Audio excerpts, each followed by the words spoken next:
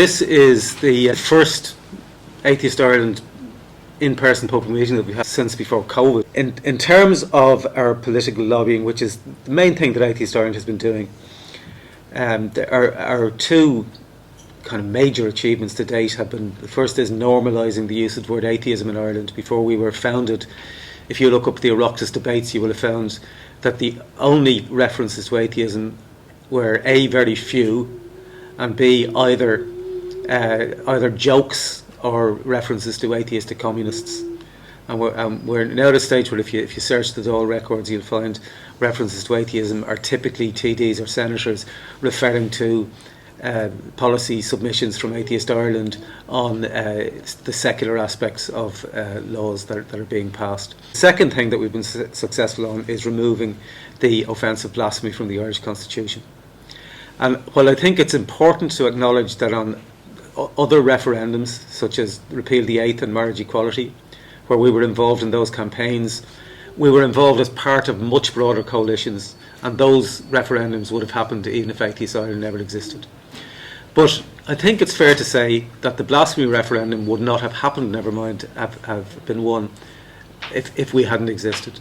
Because we were the only group that was constantly pushing, both within Ireland and at the United Nations, for that referendum, both in terms of secularising that part of the Irish Constitution, and also in terms of the influence that it was having internationally, where Islamic states at the United Nations were using the Irish blasphemy law as justification for their blasphemy laws by saying, well, look, here's a Western democracy that has passed a new blasphemy law in the 21st century. Why are you complaining about us having apostasy laws? The main one that we're focusing on this year is, after decades of lobbying on secular education, and with some small successes, but only minor successes, the kind of tweaks to the discrimination, the fundamental discrimination still remains. And so this year we're moving in a new track, and we're going to be taking a court case against the Irish government on the right to attend publicly funded schools without attending religious instruction, and also generally on the right to be free from discrimination on the grounds of conscience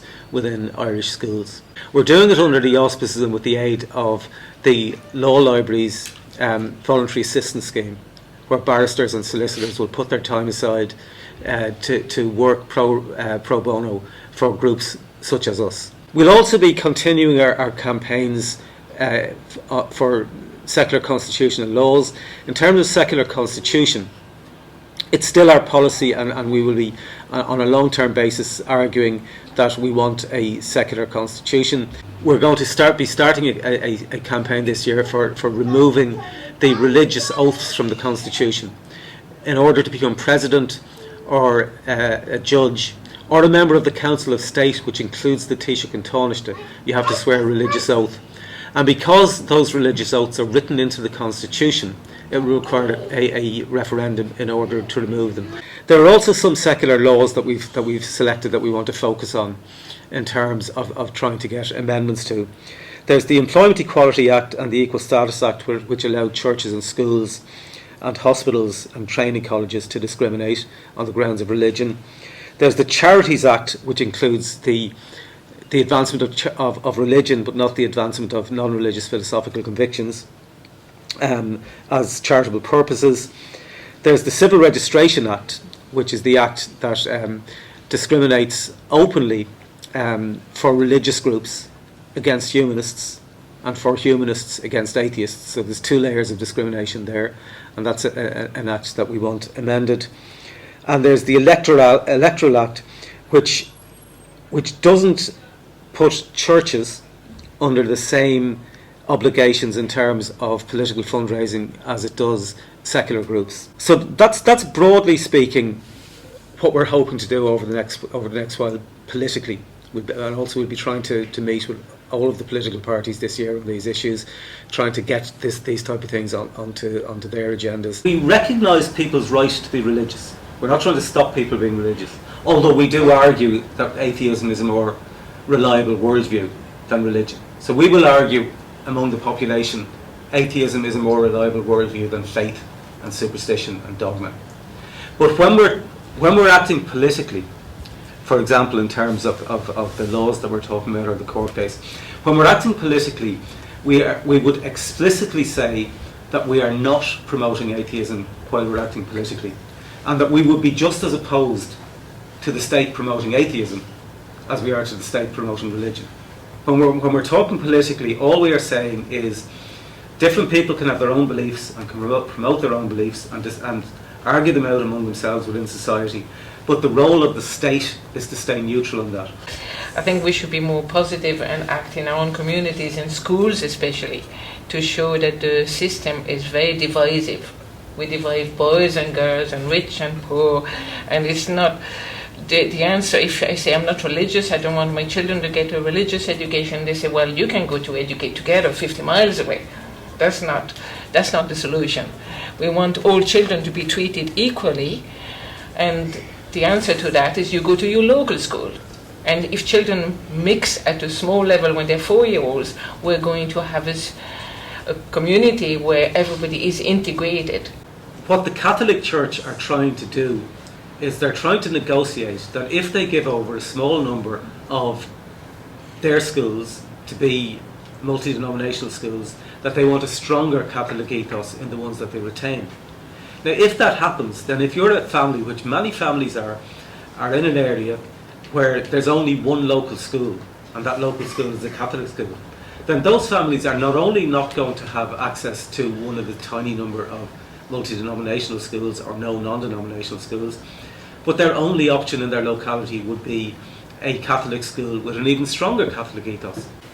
We're just going to speak for the next little while about mostly media, our website and social media. So we're in the process of redesigning our website, which probably hasn't been done for over 10 years, and obviously a lot has changed with the internet and what people want from a website, and we're in that design stage where we're quite open to ideas, I suppose. None of us are website experts ourselves, and I wonder how many of you have been on our website anytime recently or in the past. Can you put up your hands? And you have. What about social media? Yeah. Does anybody look at our pages on Facebook, on Instagram, on Twitter or X or Blue Sky? LinkedIn would be a really good platform to have. I mean, just the very nature of it, the fact that it's a professional network, I think would be ideal. Yeah. As well. On top of Facebook as well. And I think TikTok targets a young generation, so it can just elaborate the message as well. The algorithm is a bit brutal, so you have to always be consistent with creating content. So you would have to you would need to use someone who has the time and the energy and the editing skills to consistently post at least once a day, or at the very, very, very least every 2 days, so you can keep the page in the algorithm. But I think it's a very powerful tool, and it's the reason why so many political movements have grown in the past year and a half. And they're big creators on TikTok who also have a YouTube channel, so you could like you suggested, have the short videos for the main points, bullet points, and then have because no one's gonna spend 30 minutes on TikTok to watch a video. That's even 10 minutes on TikTok is too long, So you can have the half an hour, 45 minutes videos on YouTube if people have the time and the the patience and the editing skills and all that. But then make a short clip for TikTok to kind of keep it going, They don't want to stay over there watching the person half an hour. They want the message 5 minutes, 10 minutes. Even YouTubers are doing it now. What about what do people think about Facebook? Is there any, did anybody see our event on Facebook? Facebook is for old people. Yeah. Teenagers use that. Yeah, and TikTok is their thing, So we have to see over there all the perspective of the social media, what they are, because I think each one is different. TikTok is more a kind of show entertainment. Facebook is something that's getting behind, and just maybe you sharing your thoughts, your family, happy birthday and so on, and YouTube is more informative, Is there anything that draws you to a website? Anything that you think attracts you to a good website? and makes you think, oh, I'd like to go there and see what they're doing and what's the latest that Atheist Ireland are doing. What would you like to see in a website? Achievements of the last few years, such as the blasphemy referendum. Maybe some kind of guy asking questions to the people about the subject in the street. I always think when that subject comes up on the radio, Niall Boylan, Neil Prendeville, whoever decides to do a shock jock piece, it's always something like, should we remove religion from schools? It's never, should we make schools more inclusive? How can we, you know, it doesn't put our message across in a positive way to start it before someone even phones up. The body corporate, if you like, is not functioning as an influencer who wants to be famous. You're trying to send a message out. So take the educational view of the thing, if you like, so that every time you produce a video, it's in the hope of convincing a person of a thing, and you more or less do a brief lesson plan. You decide in advance what is the thing you want to show, what is the thought you want to implant in the head of the viewer that will, you know, make them in future think these guys may actually have something. What we can also do is that, like, instead of making, say, you know, 2 10-minute videos, you can, like, you know, break them up into smaller videos and post one a day and be like, okay, you know, come back tomorrow for part 2, or I don't know, just like expand on a certain point. And because, like, this subject is a very, very broad subject, you know, so you can have like an entire series that talks about the education and talks about the history and talks about the constitution, talks about different things, and like break each bullet point into its own video. You can make one video on secular education, like 2 points in one video, 2 points in the second one, 2 points in the third one. So that's secular education we are working on, and then we are working on reasoning. We can make 3-4 videos, small 30-second videos.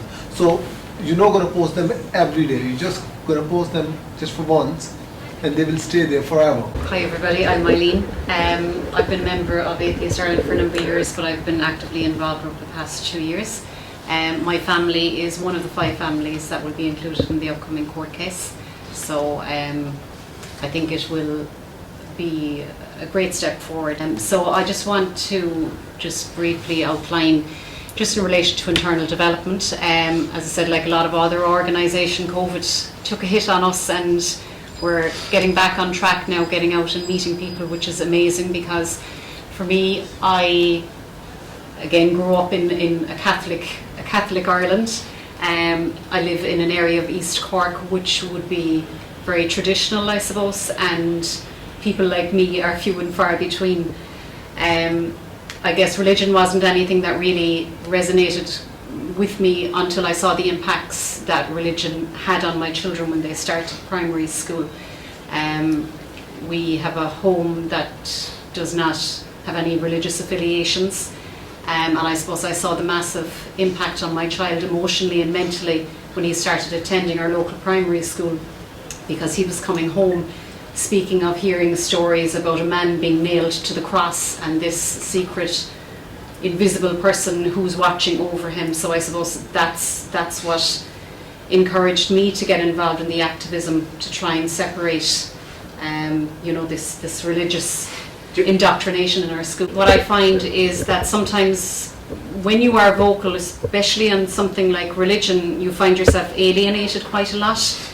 And I guess that all comes into what I perceive to be the brainwashing concept.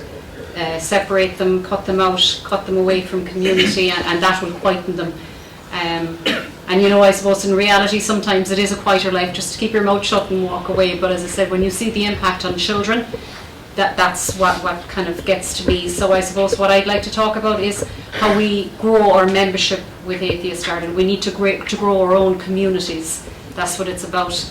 And I think as you had mentioned, it's about encouraging, it's about talking, you know, to your friends, to your circle, to the various community groups that you're in. So I suppose that's something that we'd like to explore and discuss here now, how we actually do grow our community. We were talking about Twitter, Facebook, etc. I feel like those are kind of overwhelmed with the professional content creators more than you know, communicating for a cause. And maybe in order to communicate for a cause, it would be a better idea to establish a WhatsApp group and community. Building regional coordinators, I suppose. And again, if that's something that you would like to get involved with, I'd be absolutely delighted, because as I said, it is about growing regionally and growing in our own communities so that we have the support network. Would you have any ideas of how we could target the younger demographic? Maybe having events like this that are a bit more open to the public, because like like you were saying, a lot of people, they hear the word atheist, they're like, just go away. So maybe informing the public on like what atheism actually is, because like in 2025 it is frustrating to have to tell people, no, I don't worship the devil.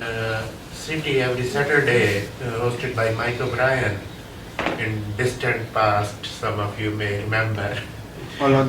Which is no longer the case, but I think that kind of table may be a good idea in, for example, like UCC, when there is an event or something, we can host a table outside or something like that, Set up a camera at the information tables and just catch like the walk-by abusers. That'd be a great source of content. I would agree with this gentleman there about going to university, because those students in college are maybe more open to debate. If you have a table, it's not like a 20 seconds kind of snap talk, and also they are tomorrow's parents.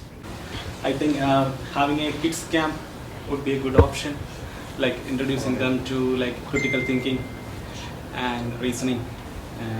Like I'm also a part of a atheist group in Kerala, in southern part of India. The name is Essence, and they always, in the last few years, they are conducting the largest atheist meet in the world, almost 10,000 people in a stage. So it's like a big organization there and making big changes in my state. My name is Mauricio Cruhor. I'm the finance officer. It's the final item. It's social events and public engagement.